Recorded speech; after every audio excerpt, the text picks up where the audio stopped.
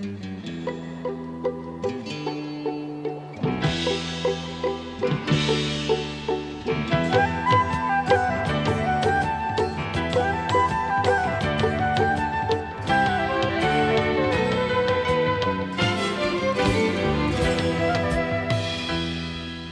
you for joining us. Our special report on health and research will focus on new developments in treating cystic fibrosis, the genetic disease that causes lung infections that diminish one's breathing. Researchers have found that 2 new drug trials could benefit 90% of people with cystic fibrosis, with the U.S. Food and Drug Administration's approval of new medicines calling it a breakthrough, and many lives will continue to improve until a cure is found. Cris Branden is the Broward and Boca Raton Chairperson of the Cystic Fibrosis Foundation, and Bill Faloon, co-founder of Life Extension, will update us on this essential cause following these messages. Life Extension magazine brings you new discoveries in health and anti-aging. Our science-based research and supplements are so advanced they're many years ahead of the medical mainstream, with quality control standards that exceed FDA mandates. Life Extension has covered groundbreaking medical research for more than 35 years. For your health and future, you deserve the best. Learn more at lifeextension.com. Every morning and every night. It's kind of hard to do treatments a lot, but it's like kind of normal. At just 15 months old, twins Evan and Brent Baker were diagnosed with cystic fibrosis. It was devastating. Yeah, it was life-changing. I was a mom before CF, and then I was a mom after CF.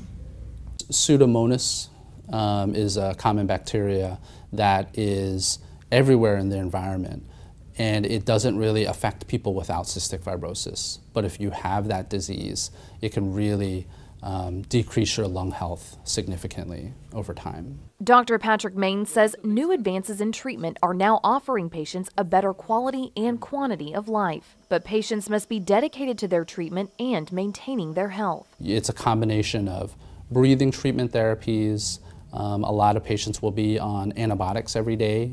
Some will have inhaled antibiotics. For the Baker twins, that means 3 hours of breathing treatments every day and high-calorie meals. I'm constantly adding butter, ranch dressing, salt. They have to eat snacks 3-4 times a day. They drink protein shakes in between. All combined with physical activity benefits their lungs, helping them fight off infection.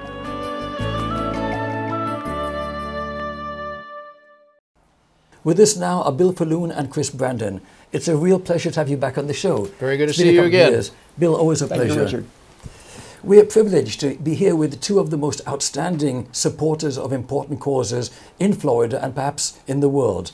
And of course, I'm speaking in this case about one of your interests, which is cystic fibrosis.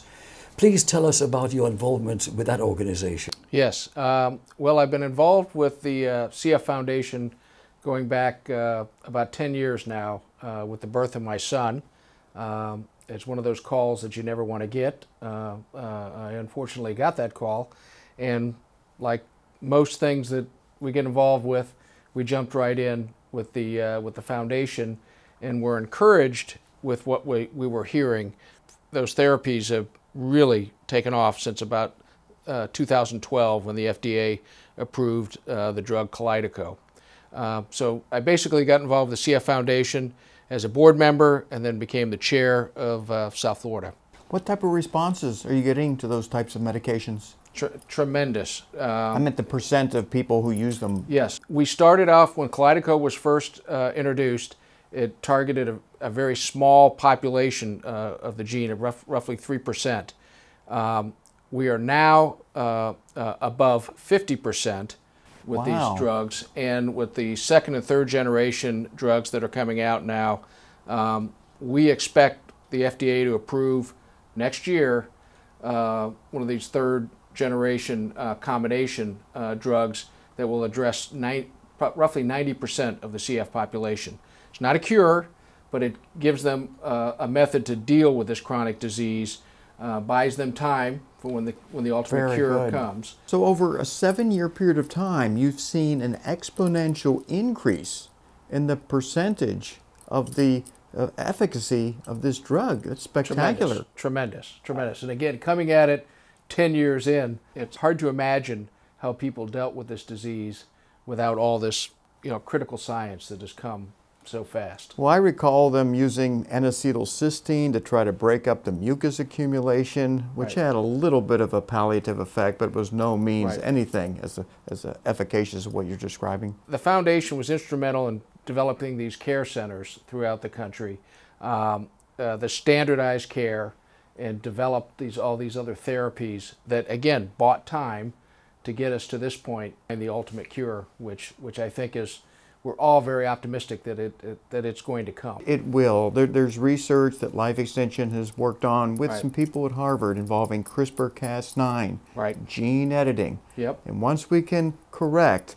the defective protein that Right. cystic fibrosis patients unfortunately have to deal with, Right. that will ultimately be the cure. Yeah. And we may only be 9 or 10 years away from that defective protein being eradicated. Unbelievable. And that's what we view at the foundation. You walk in the doctor's office with CF and you walk out without CF, and that's going to be an exciting time. Tremendous. Are insurance companies covering most of the cost of this drug? Yes. Right now, healthcare is a very hot topic Yeah. on everybody's mind for a lot of reasons. But to date, most insurers are covering, and we've only seen a few instances where there's been some pushback in a state program.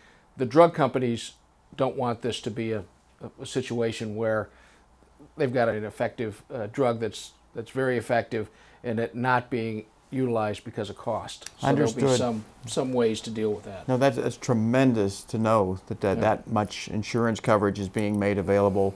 And what kind of survival improvements are you seeing? I mean, people who may have had, let's say, a 3 or 4 year life expectancy, how? Here's where it comes in with cystic fibrosis. The disease progression was generally about average 2% decrease in lung function per year. So you are on a trajectory to when were you going to have a lung transplant, if you survive that long. Wow. Again, before a lot of the therapies that came out, a lot of the new antibiotics that have been developed, kids didn't make it to preschool. So that was the prognosis. Now, with these treatments that the foundation has made possible even before these modifiers, we've extended the average life expectancy to about potentially 40 years old. So it's getting remarkable. That's remarkable, but with these modifiers, now we're talking about a normal life expectancy. If you can get 10% functionality of that protein, we're eliminating lung transplants, which is tremendous. This is something I don't think the public is fully aware of.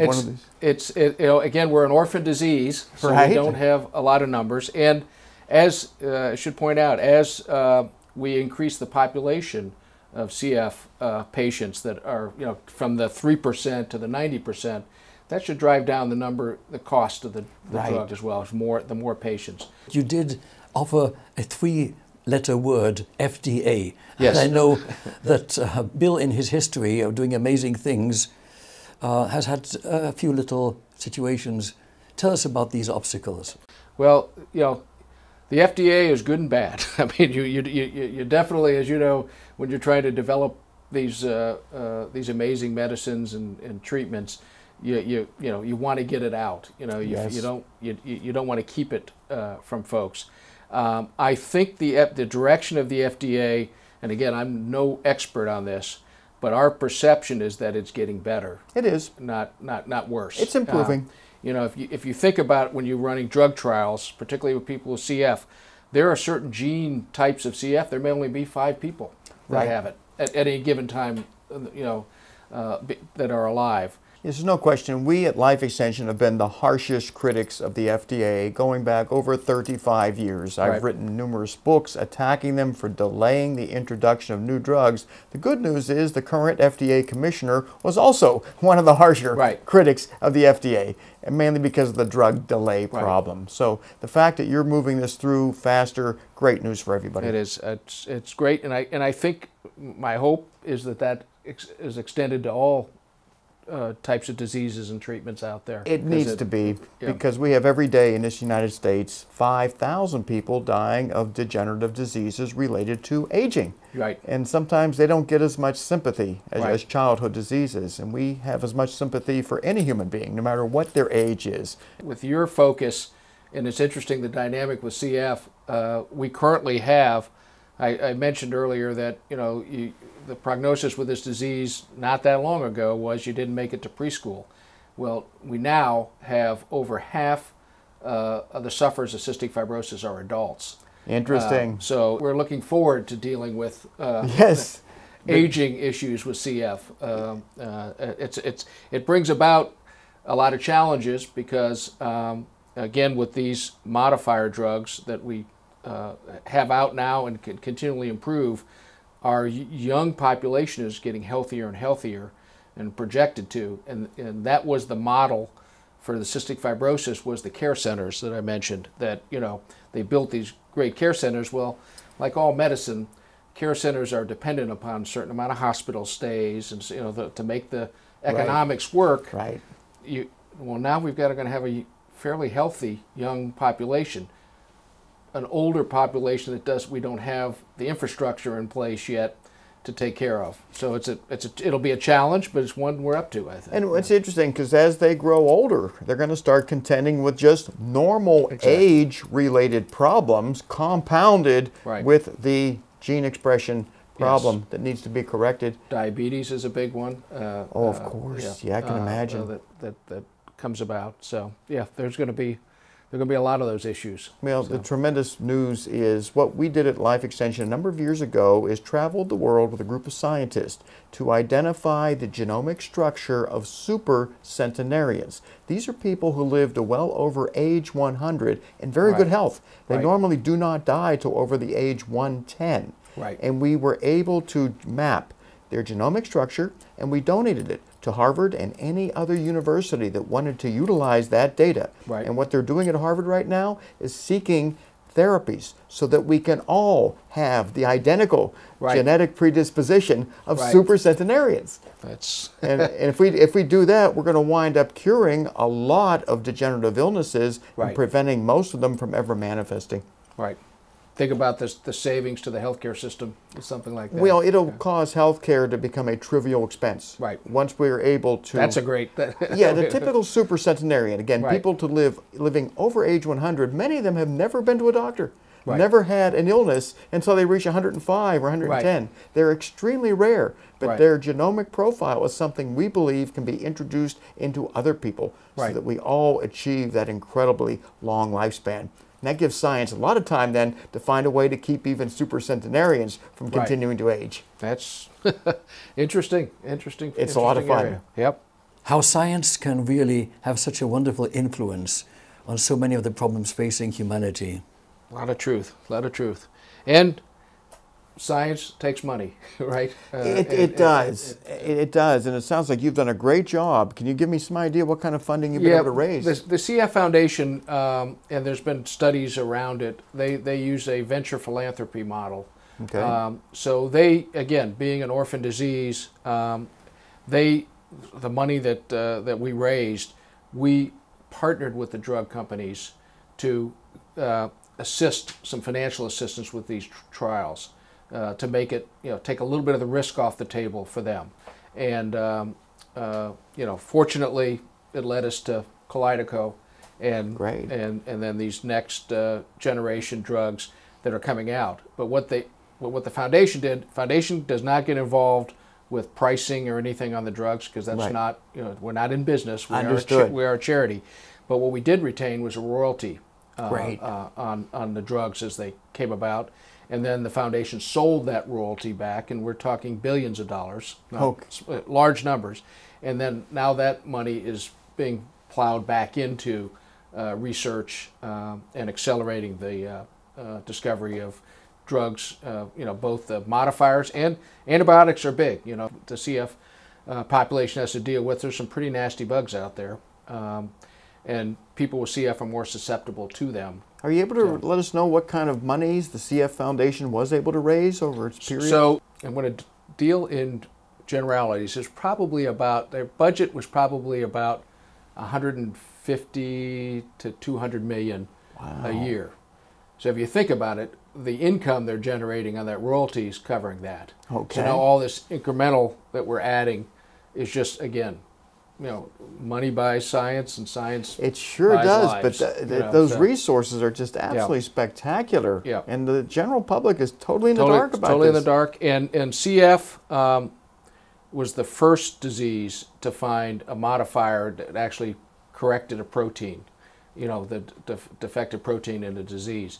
Other diseases will follow suit. So this research, and obviously you've been involved in a lot, it's going to spawn stuff for all kinds of breakthroughs in other diseases and illnesses. Absolutely. So, gene expression alterations are the underlying etiology of everything out there. Right. And cancer, vascular disorders, dementia. Yeah, if you can correct those problems ahead of time, you prevent them. But then if you can correct them even after the disease onset, you can effectively treat that disease. I think the art is going to be figuring out the model to keep science, keep the drug companies, because we've talked about this before. Capitalism, with whatever flaws it has, it is the best system. Yes.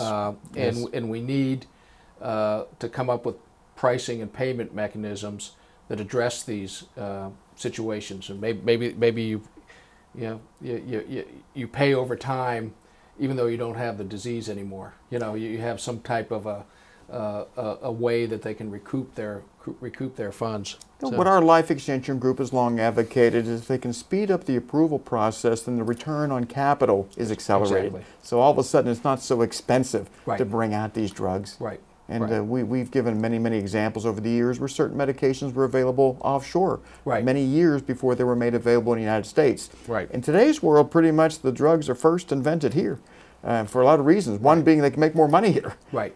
But once they get FDA approval, then they're usually rapidly approved throughout the world. An interesting aspect also is PR and outreach. And with so many distractions in our world, not enough people are aware of the really horrific situation represented by this disease, CF. Right. Yet you do have occasional gala events. You invited me to one. Yes. It was really heartwarming to meet some of your friends there. I've heard this across the country. The foundation, again, put a lot of effort into building infrastructure around boards and what have you to get community involvement. And I've always said, the United States of America is the most generous nation, and I'm always humbled by the generosity of people in this country and what's made it great. I also am impressed, but a lot of these charities, they collect a lot of money and they don't produce a meaningful result. It sounds like the CF Foundation, they're on it. You've got a track record right now of producing real world results. And I credit that to that venture philanthropy model, because as you know, there are a lot of research done in ivory towers that somehow get lost and don't get put to commercial use. It doesn't get translated. Exactly. They'll get published in prestigious medical journals, but nobody will take it the next step, which is to get it into a clinical trial to see if it's going to work in patients as well as working in laboratory animals or under the microscope. So my congratulations. And I'll tell you, we have a very enthusiastic group, because anytime you're dealing with a disease that was killing children, you'll find parents are very easy to get involved. I could definitely understand that. And it's unfortunately a challenge for us at Life Extension, because we're literally trying to save aging grandparents. And there's just not as much sympathy. But we're going to keep on battling. It'll get there. It'll get there, because we're all going to be in that predicament. Exactly. I'd like us to continue, but we have to pause for these commercial messages. We'll be right back.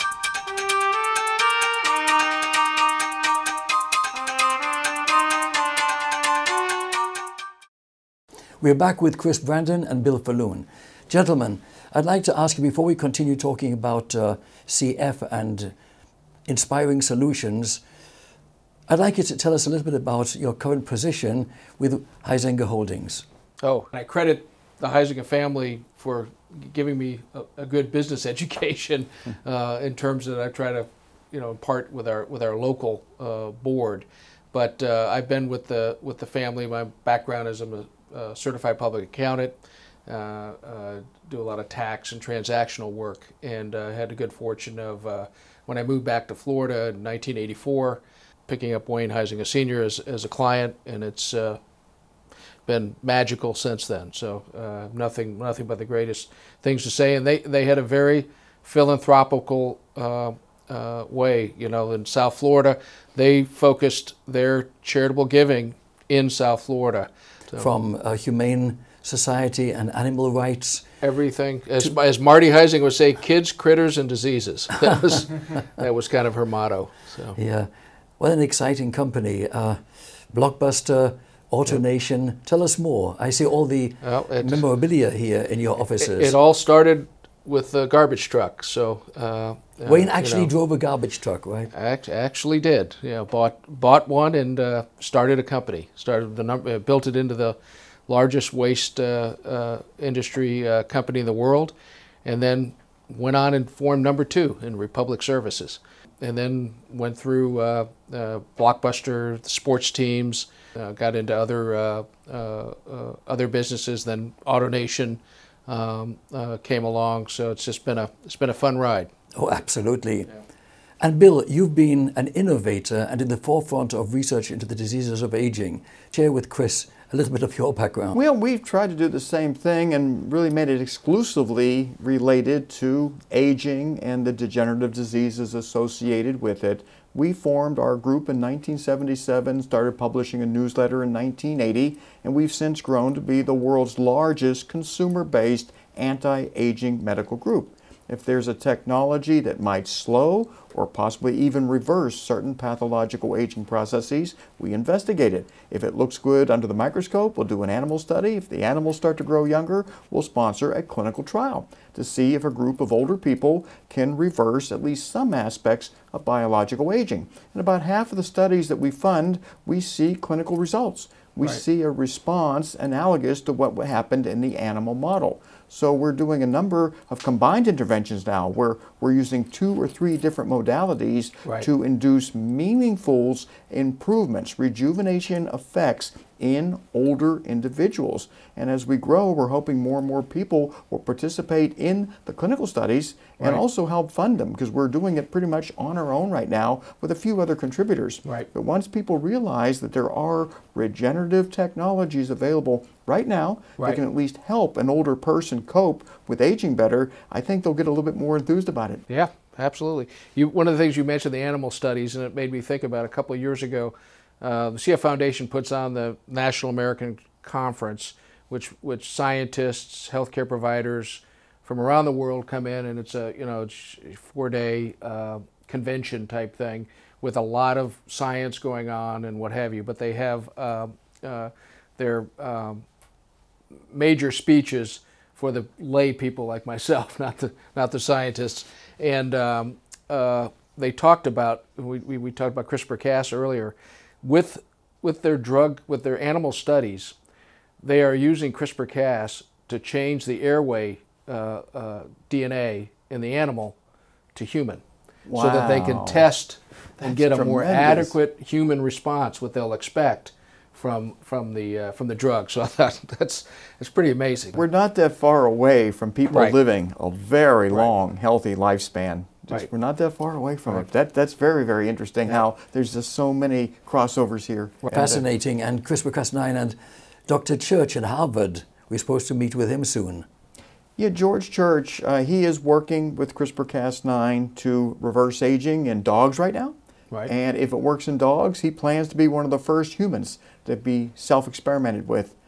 George Church is my age, 64, and he believes aging will be reversible in our lifetime.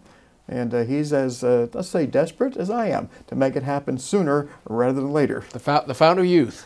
I mean, that is now becoming a biological reality. Right. It really started around 2014, where the animal studies started to consistently reveal that if you do certain interventions, you're going to reverse aging in older animals. And when we started to apply some of those to people, we were seeing some of those benefits. It's now time to combine them all. And we have an annual event normally on the west coast of the United States. There's a lot more interest in the California area in restoring youth than there is here in Florida. So we have an annual event out there, just like you mentioned. It's called the Revolution Against Aging and Death. And we bring in scientists from around the world, and they try to bring it down and talk in lay language as much as they can to let about 1,000 people know what kind of progress they're making. And I give a couple talks to bring it down to super lay language so people can fully comprehend how close we may be to finding real solutions to biological aging. There are rumors, not totally published to this effect, but with these modifiers, they're seeing, and I've heard about this, they're seeing some reversals of lung damage, which nobody thought was possible. Fantastic. That and the pancreas is, for most CF sufferers, is non-functional. And they're getting some functionality back to the pancreas with these same drugs. Fantastic. So are they seeing anything with pulmonary fibrosis, perhaps, with these drugs? I'm not familiar with that, but very well. There may be a crossover there. Yes. So very, very interesting. Yep. All made possible with this high throughput screening on testing these molecules. You know, being able to look at a lot of things very rapidly, which used to take a long time to look at each one. So you were looking for the needle in the haystack, and it was, which haystack. Now they know the haystack, they know where in the haystack they're working with, and they just keep improving it. So and yet in deep learning artificial intelligence, which is rapidly expanding in just about every realm. And we've got people that present at our conference about how they're trying to accelerate their ability to mine data. And if you can put enough pieces together, you know, your technology, which is working so well against cystic fibrosis, could very well lead to so many other cures. Would love to see that happen. Would love to see that happen. Very much so. Bill, a final thought before we conclude this show. Final thought. Well, I deal mainly with the degenerative diseases related to aging, and we at Life Extension, we didn't have a lot of knowledge about cystic fibrosis. In fact, before I came, I mined our database, and we had only a few rather trivial suggestions to help people out. And with this wealth of information that's been developed over the last 5 to 10 years, this is a tremendous breakthrough, and the world pretty much does not know about it yet. That's what's amazing. And again, we were talking about, CF, it's an orphan disease. We roughly have 30,000 sufferers in the United States, probably about 30,000 in Europe. So when you're looking at that population, it's not a lot. But there are, in the United States, there's 10 million carriers of the defective gene. It's worthwhile to go get it solved. It is the #1 genetic disease, but I think we're probably finding out a lot of things are genetic. Yes, they are, because we're just now identifying the genes. Gentlemen, this has been most interesting. Bill, thank you for being with us. And of course you, Cris. We have to do this yet again one of these days. We will. It'll be a cure, so we'll have even better news. We have to celebrate that. Tremendous. Absolutely tremendous. Thank you. Thank you. I'll be right back. Life Extension magazine brings you new discoveries in health and anti-aging. Our science-based research and supplements are so advanced they're many years ahead of the medical mainstream, with quality control standards that exceed FDA mandates. Life Extension has covered groundbreaking medical research for more than 35 years. For your health and future, you deserve the best. Learn more at lifeextension.com.